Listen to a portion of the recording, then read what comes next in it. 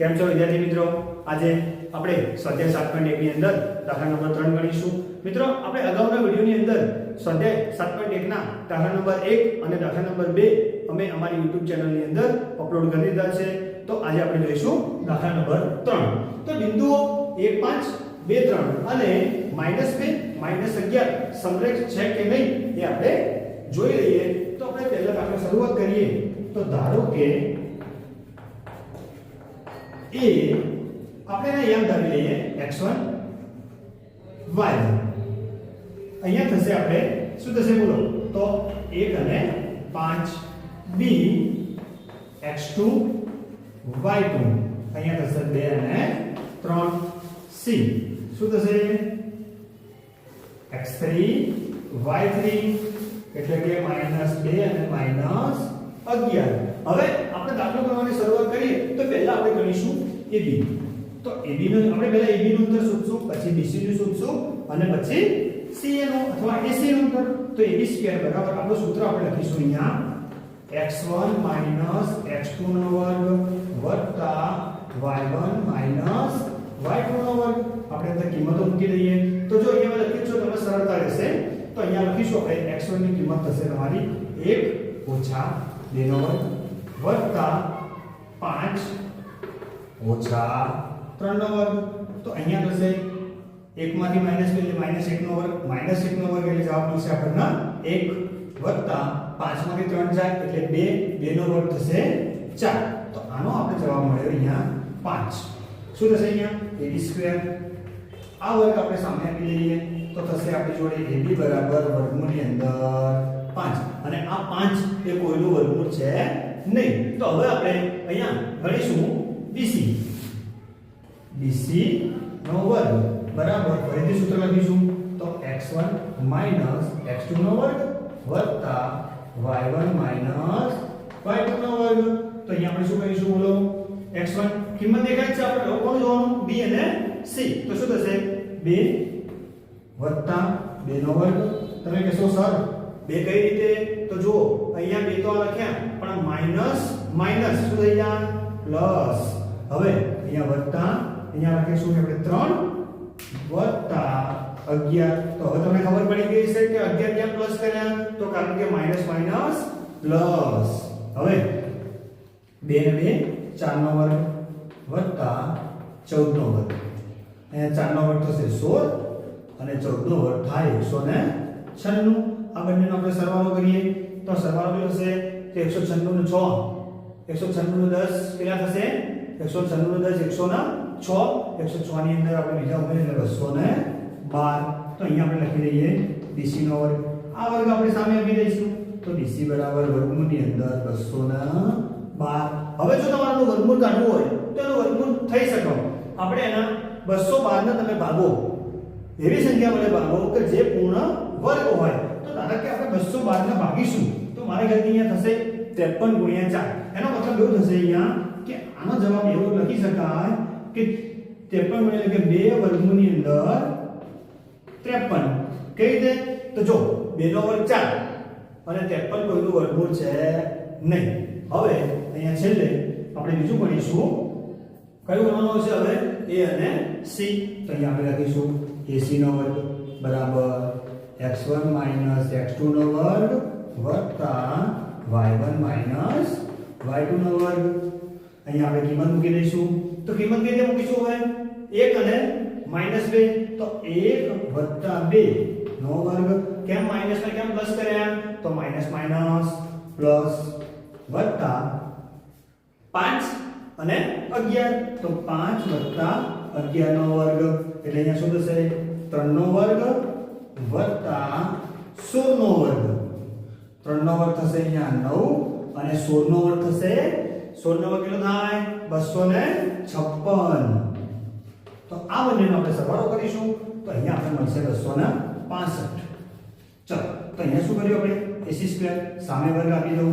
તો AC બરાબર વર્ગમૂળની અંદર 265.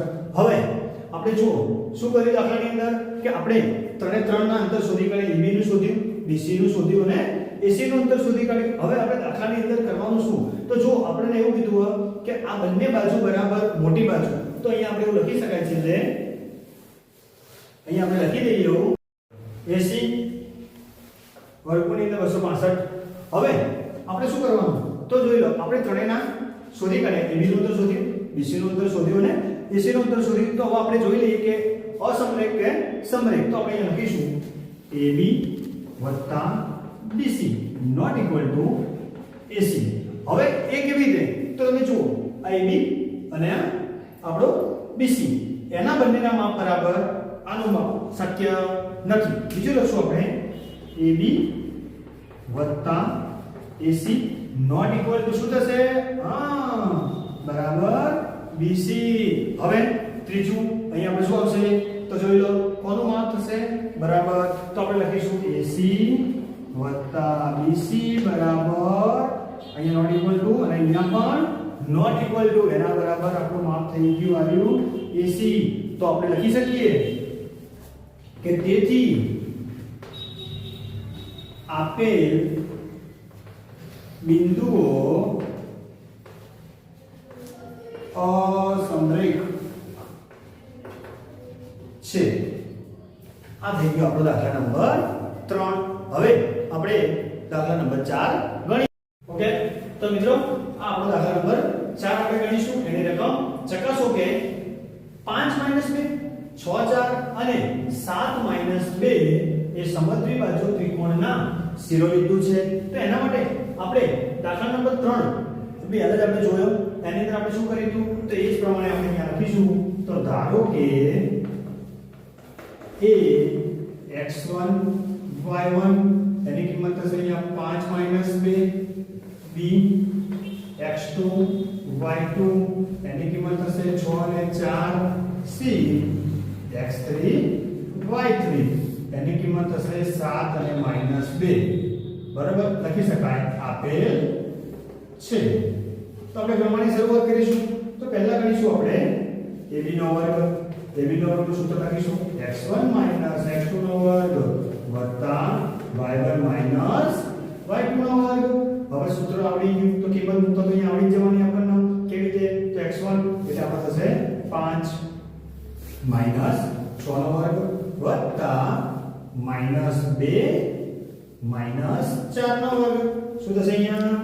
5 માંથી 6 જણા જા એટલે -1 નો વર્ગ વત્તા -6 નો વર્ગ. હવે કાલે શીખવીશું મેં કે માઈનસ ની ઉપર વર્ગ હોય એટલે આપણો જવાબ ધન થઈ જાય. તો 1 નો વર્ગ 1 અને 6 નો વર્ગ 36. એટલે કે આનો જવાબ થયો આપણો 37. તો અહીંયા આપણે લખી દઈએ AB². આ વર્ગ આપણે સામે આપી દઈશું. તો AB બરાબર વર્ગમૂળની અંદર 37. આ થઈ ગયું આપણું AB નું અંતર. હવે આપણે શોધીશું BC નું અંતર. તો લખીશું અહીંયા BC² બરાબર x1 - x2 નો વર્ગ વત્તા y1 - y2 નો વર્ગ. ચલો મૂકી દો કિંમત એની અંદર. તો હવે કોણ શોધવાનું? B અને C. તો અહીંયા થશે 6 - 7 નો વર્ગ વત્તા 4 વત્તા 2 નો કેમ પ્લસ કર્યા?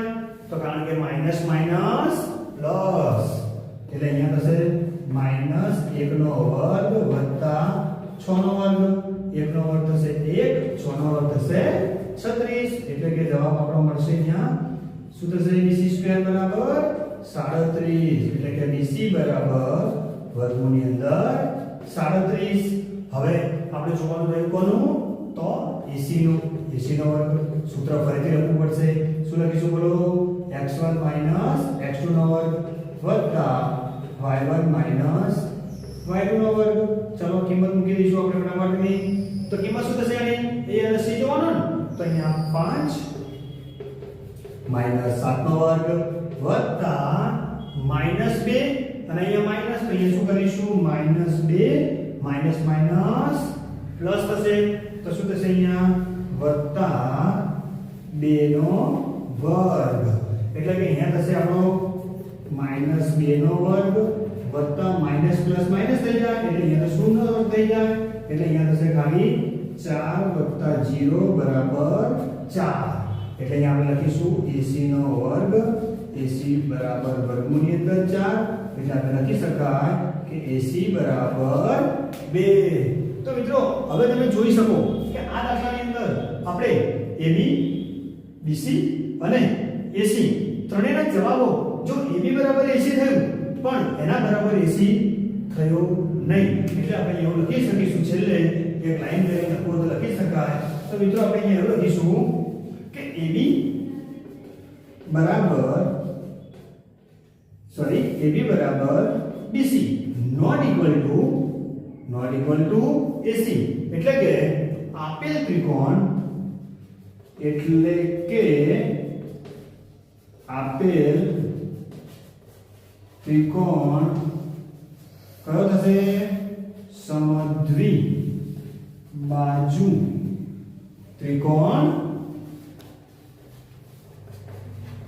ત્રિકોણના શિરોબિંદુઓ છે ત્રિકોણના શિરોબિંદુઓ